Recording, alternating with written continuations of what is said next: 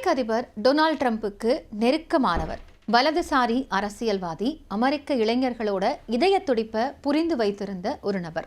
யார் அந்த சார்லி கிரிக் அப்படின்னு இன்னைக்கு உலகமே யோசித்து கொண்டு இருக்கிறது. கிரிக்கோட படுகொலை அமெரிக்காவில் மட்டுமின்றி உலகமெங்கும் பெரும் பரபரப்பை ஏற்படுத்தியிருக்கு. அமெரிக்காவில் அண்மை காலமாக அரசியல் மோதல்கள் அப்படிங்கிறது பெருகி வரக்கூடிய நிலையில் குடியரசுக் கட்சித் தலைவர் டொனால்ட் ட்ரம்போட நம்பிக்கைக்குரியவரும் அவருடைய இளம் ஆதரவாளர்களுக்கு வழிகாட்டியுமான சார்லி கிரிக் யுட்டா பள்ளத்தாக்கு பல்கலைக்கழகத்தில் நடந்த அமெரிக்கன் கம்பேக் டூர் அப்படிங்கிற நிகழ்ச்சியில் சுட்டுக் கொல்லப்பட்டார்.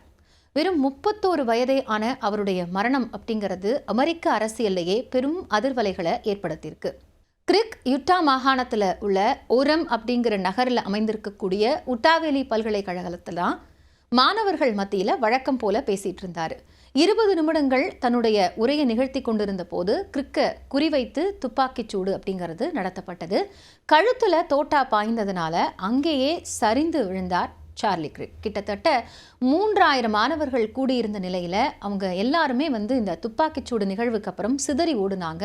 இது மிகப்பெரிய அதிர்வலைகளை ஏற்படுத்திய ஒரு நிகழ்வாக பார்க்கப்பட்டது. கிரிக்கினுடைய மனைவியினுடைய பெயர் எரிகா. இவங்க அரிசோனா மாகாணத்தினுடைய மிஸ் பட்டம் பெற்றவங்க அப்படிங்கிறதும் குறிப்பிடத்தக்கது. இவங்களுக்கு 2 குழந்தைகள் இருக்கிறாங்க. கிரிக் சுடப்பட்ட போது அவருடைய மனைவியும் குழந்தைகளும் அங்கே தான் இருந்தாங்க அப்படிங்கிறதும் குறிப்பிட வேண்டிய ஒரு விஷயம். மனைவி எரிகா இதுவரைக்கும் அவருடைய கணவர் கொலை பற்றின எந்த தகவலையும் பொதுவெளியில் பேசலை. அமெரிக்க அதிபர் டொனால்ட் ட்ரம்ப் மிகவும் உணர்ச்சி வசப்பட்டு இது அமெரிக்காவோட கருப்பு தருணம் அப்படின்னு குறிப்பிட்டார். அது மட்டும் இல்லை, தேசிய கொடி ஞாயிற்றுக்கிழமை வரை அரைக்கம்பத்தில் பறக்க விடப்படும் அப்படின்னு சொல்லியிருந்தாரு. அமெரிக்க இளைஞர்களோட மத்தியில் கிரிக்கும் அவருடைய கருத்துக்களும் ரொம்பவே பிரபலம். அவருக்கு எக்ஸ் தளத்தில் மட்டுமே 5.3 மில்லியன் ரசிகர்கள் ஃபாலோ பண்ணுறாங்க. சார்லி கிரிக் ஷோ அப்படிங்கிற அவரோட பாட்காஸ்ட் நிகழ்ச்சியை ஒரு மாதத்துக்கு கிட்டத்தட்ட 5 லட்சம் பேர் கேட்டுட்டு இருக்காங்க. ரொம்ப இளம் வயதிலேயே பிரபலமானவராக அறியப்பட்டவர் தான் சார்லி கிரிக்.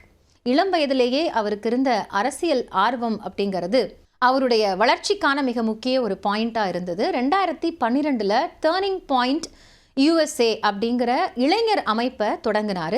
அப்படி தொடங்கும் போது குடியரசுக் கட்சியோட கொள்கைகளுக்காகவும் அவர் குரல் கொடுத்தார். குறிப்பாக சொல்லணும்னா, டொனால்ட் ட்ரம்ப் அதிபராக இருந்தபோது அவருடைய கொள்கைகளுக்கு ஆதரவாளராகவும் இளம் வாக்காளர்களை ட்ரம்ப் பக்கம் ஈர்க்கக்கூடிய வகையிலையும் பல நிகழ்ச்சிகளையும் விவாதங்களையும் நடத்தின ஒரு நபர். அது மட்டும் இல்லை, பல சர்ச்சைகளுக்கும் அவர் சொந்தக்காரராக அறியப்படுறாரு. குறிப்பாக COVID-19 பற்றின தவறான தகவல்களை பரப்பினது, காலநிலை மாற்றத்தை மறுத்தது, இனவெறி கொள்கைகளை ஆதரித்தது, இது மாதிரியான கருத்துக்கள் அப்படிங்கிறது அவர் பற்றின சர்ச்சையான விஷயங்கள் குறித்து பரவலாக விவாதிக்கப்பட்ட தலைப்புகளாக அறியப்படுது. ட்ரம்ப் தன்னோட இளைஞர் ஆதரவு தளத்தை வலுப்படுத்துறதுக்காக கிரிக்கினுடைய பங்களிப்பு ரொம்ப முக்கியமானது அப்படின்னு பல முறை குறிப்பிட்டிருக்காரு. இந்த நிகழ்வை தன்னுடைய பாட்காஸ்ட்லேயுமே கிரிக் ஒரு முறை பயன்படுத்தியிருக்காரு அப்படிங்கிறதையும் நம்ம கவனிக்கலாம். டர்னிங் பாயிண்ட் USA அப்படிங்கிற மாணவர் அமைப்பை தொடங்கின போது சார்லி கிரிக்கோட வயது 18 தான். Time for a turning point, the college scam அப்படிங்கிற புத்தகங்களோட ஆசிரியராகவும் அவர் அறியப்படுறாரு.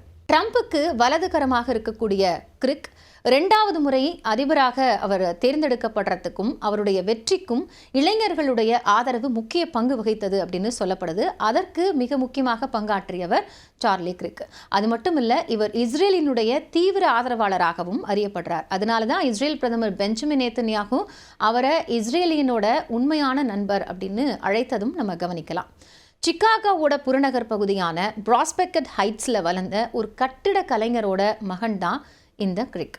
அரசியல் செயல்பாட்டில் தன்னை அர்ப்பணிப்பதற்கு முன்னாடியே சிகாகோவுக்கு அருகில் இருக்கக்கூடிய ஒரு சமூக கல்லூரியில் பயின்று பாதியிலேயே அதை நிறுத்திட்டாரு. அது மட்டும் இல்லாமல் உயர்மட்ட அமெரிக்க இராணுவ அகாடமியான வெஸ்ட் பாயிண்டிற்கு தேர்வாக முயன்று தோல்வியடைந்த ஒரு நபர் தான் சார்லி கிரிக். அதன் பிறகு நவீனத்துவம் போன்ற தலைப்புகளில் அவருக்கு இருந்த ஆர்வம் காரணமாக மாணவர்கள் மற்றும் கல்வியாளர்களுடனான விவாதங்களில் ஈடுபட்டார்.